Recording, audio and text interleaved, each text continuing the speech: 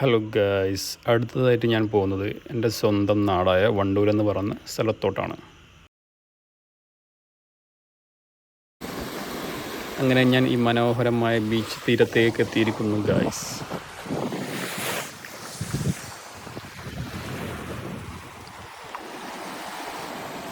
Hello guys, അങ്ങനെ ഞാൻ എൻ്റെ സ്വന്തം നാട്ടിലെ ബീച്ചിലെത്തിയിരിക്കുന്നു. ഇതാണ് നമ്മുടെ വണ്ടൂർ ബീച്ച്.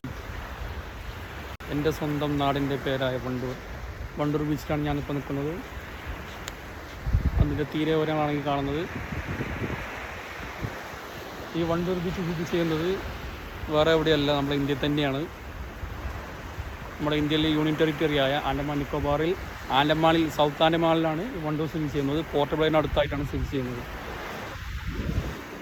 അങ്ങനെ ഏതൊരു വണ്ടൂരുകാരനും ആഗ്രഹം ഉണ്ടാവും സ്വന്തം നാട്ടിലെ ബീച്ചൊന്ന് കാണാൻ വേണ്ടിയിട്ട്.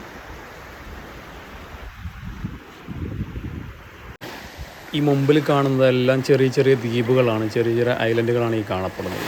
ഇവിടെ ആൾ താമസമൊന്നുമില്ല. ഇനി ആർക്കെങ്കിലും സംശയം എന്ത് കാര്യങ്ങളുണ്ടെങ്കിൽ ഞാൻ എൻ്റെ ബാക്കിൽ കാണുന്ന ഈ മഞ്ഞ ബോർഡുണ്ടല്ലോ അത് നോക്കാവുന്നതാണ്. ഞാൻ കാണിച്ചത്.